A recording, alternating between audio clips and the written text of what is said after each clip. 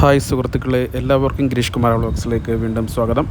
ഇത് നമ്മൾ ചർച്ച ചെയ്യുന്ന വീഡിയോ ഹിൽ പാലസ് ആണ്. കൊച്ചിയിലുള്ള ഹിൽ പാലസ് കേരളത്തിലെ ഏറ്റവും വലിയ പുരാവസ്തു മ്യൂസിയവും കൊച്ചി രാജാക്കന്മാരുടെ ഭരണസിരാ കേന്ദ്രവുമായിരുന്നു 1865 തൃപ്പൂണിത്തറയിൽ പണി കഴിപ്പിച്ച ഹിൽ പാലസ്.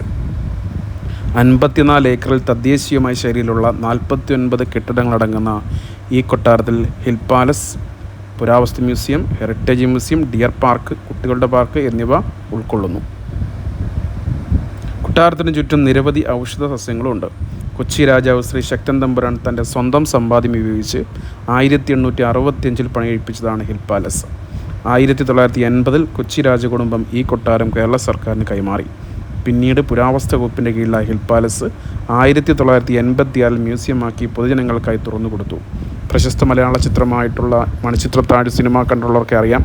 ഈ സിനിമ ഇവിടെ വെച്ചാണ്. ആ ഇടനാഴികളൊക്കെ നമുക്ക് ഇതിനകത്ത് കൊണ്ട് കാണാൻ പറ്റും. പക്ഷേ നമുക്ക് വീഡിയോ ഇതിനകത്തോട്ട് അലൗഡ് അല്ല. അതുകൊണ്ട് കുറച്ച് ഫോട്ടോസ് കാഴ്ചക്കാർക്ക് വേണ്ടി അതിനടുത്ത് ഇതിനകത്ത് സെറ്റ് ചെയ്ത് വെച്ചിട്ടുണ്ട്. വന്ന് പപ്പു അവസാനം വെള്ളത്തിൽ ചവിട്ടിയൊക്കെ പോകുന്ന രംഗങ്ങളൊക്കെ ഇവിടെ വെച്ചാണ്. ഏകദേശം ഈ കൽപ്പടവിൽ അല്ലെങ്കിൽ പടിയിലൊക്കെ വെച്ചാണ്. അത് അകത്തോട്ടുള്ളൊരു പ്രവേശന കവാടമാണ്. ആദ്യം അതിനകത്തോട്ട് പ്രവേശിക്കുകയാണ്. അകത്തോട്ട് നമുക്ക് വീഡിയോ അലൗഡ് അല്ല. കുറച്ച് ഫോട്ടോസ് ഉണ്ട്. ആ ഫോട്ടോസ് നിങ്ങൾ കാണുക. ഇത് കേരളീയ വാസ്തുവിദ്യ മുതൽ യൂറോപ്യൻ ശൈലി വരെ പ്രകടമായ നിരവധി കൊട്ടാരങ്ങളുടെ സമുച്ചയമാണ് ഈ തൃപ്പൂണിത്തുറ പാലസ്. 3 ഏക്കറോളം വ്യാപിച്ചു കിടക്കുന്ന 6 എടുപ്പുകളോട് കൂടിയതാണ് പ്രധാന കൊട്ടാരം. വിവിധ നിർമ്മാണ ശൈലിയിലുള്ള 30-ലധികം കെട്ടിടങ്ങളാണ് ഇവിടെയുള്ളത്. 1853 മുതൽ 1864 വരെ ഭരിച്ച രാമവർമ്മ തമ്പുരാനാണ് കെട്ടിട നിർമ്മാണത്തിന് തുടക്കം കുറിച്ചത്. 1855 അടുപ്പിച്ച് പണിത 4 കെട്ടുകളും അതിനോട് ചേർന്ന ഊട്ടുപുരയുമാണ് ആദ്യ കെട്ടിടങ്ങൾ.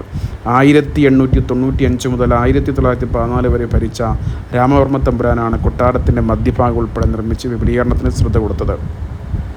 1914 മുതൽ 1932 വരെ ഭരിച്ച മദ്രാസിൽ വെച്ച് മരണപ്പെട്ട രാമവർമ്മ തമ്പുരാനാണ് കൊട്ടാരത്തിൻ്റെ തെക്കുഭാഗത്തിൻ്റെ നിർമ്മാണം നടത്തിയത്.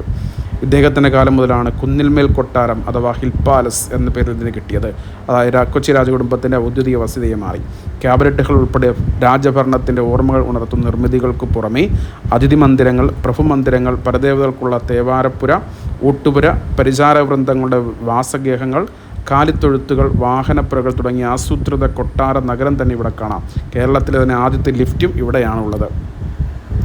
വിദേശ ബന്ധങ്ങളിലൂടെ കേരളത്തിൻ്റെ ചരിത്രത്തിൽ നിർണായകമായ സ്ഥാനം വഹിച്ച കൊച്ചി രാജവംശത്തിൻ്റെ ചരിത്രവും വിശേഷങ്ങളും ഉൾപ്പെടെ വിശാലമായ അറിവുകളിലേക്ക് കാഴ്ചക്കാരെ നയിക്കുന്നതാണ് ഹിൽ പാലസിലെ മ്യൂസിയം. കൊച്ചിയുടെ പതാക, രാജകീയ ചിഹ്നം, രാജവംശത്തിലെ പേരുകൾ, കടന്നുപോയ വിഷമഘട്ടങ്ങൾ, പരദേവതകൾ, ജീവിതചര്യയും ആചാരങ്ങളും, വിവാഹരീതികൾ, കൗതുകങ്ങൾ, രാജാക്കന്മാരുടെ കിരീടം, ആഭരണങ്ങൾ, വേഷഭൂഷാദികൾ, അരിയിട്ടുവാഴ്ച, രാജ്യത്തിൻ്റെ സാംസ്കാരിക സമന്വയം, വിദ്യാഭ്യാസ മേഖലയിലെ പ്രവർത്തനങ്ങൾ, സ്ത്രീ വിദ്യാഭ്യാസം, സാഹിത്യലോകത്തെ സംഭാവനകൾ, തൃപ്പൂണിത്തുറയുടെ സാംസ്കാരിക പെരുമ, കായിക രംഗത്തെ സംഭാവനകൾ, സാമൂഹിക മാറ്റങ്ങൾ, അധികാര ജനങ്ങളിലേക്ക് എത്തിയ വഴി, കാലക്രമം അനുസരിച്ചുള്ള ഭരണാധികാരികളുടെ വിവരങ്ങൾ, ചിത്രങ്ങൾ, പ്രധാന സംഭവങ്ങൾ, കൊളോണിയൻ കൂട്ടുകെട്ടുകൾ, അയൽരാജ്യങ്ങളുമായുള്ള ബന്ധങ്ങൾ എന്നിവയെല്ലാം ആധുനിക സാങ്കേതിക വിദ്യയുടെ സഹായത്തോടുകൂടി ഇവിടെ കാഴ്ചക്കാരുമായി സംവദിക്കുന്നുണ്ട്. നമുക്ക് അവിടെ ചെല്ലുമ്പോൾ ഏറ്റവും മനോഹരമായി തോന്നുന്നതാണ് ഈ ഒരു ഇടനാഴിയാണ്. പരദേവതന്മാരുടെ ക്ഷേത്രത്തിലേക്ക് പോകുന്ന വഴിയാണിത്. ഞാൻ അതിൻ്റെ കൊട്ടാരത്തിനകത്ത് കയറിയെങ്കിലും എനിക്ക് ഏറ്റവും കൂടുതൽ ഇഷ്ടപ്പെട്ടത് ഈ വഴിയിലൂടെ അങ്ങോട്ട് കടന്നു പോകുമ്പോഴുണ്ടാകുന്ന ഒരു അനുഭൂതി, ഒരു പ്രത്യേക സുഖമാണ്. ഹിൽ പാലസിൻ്റെ വെളിയിലുള്ള വ്യൂ ആണ്. വളരെ മനോഹരമായിട്ട് നമുക്ക് കാണുവാനും വളരെ കൃത്യം അവർ പറയുന്ന നിയമങ്ങളെല്ലാം പാലിച്ചുകൊണ്ട് നമ്മുടെ രാജ്യത്തിൻ്റെ ഒരു പൊതുസ്വത്തായി കണ്ടുകൊണ്ട് അതിൻ്റെ പവിത്രതയും എല്ലാം സൂക്ഷിച്ചുകൊണ്ട് അത് കാണണം, മനസ്സിലാക്കണം, ചരിത്രം പഠിക്കണം. അതേപോലെ തന്നെ അവിടെ സൂക്ഷിക്കപ്പെട്ട കിരീടം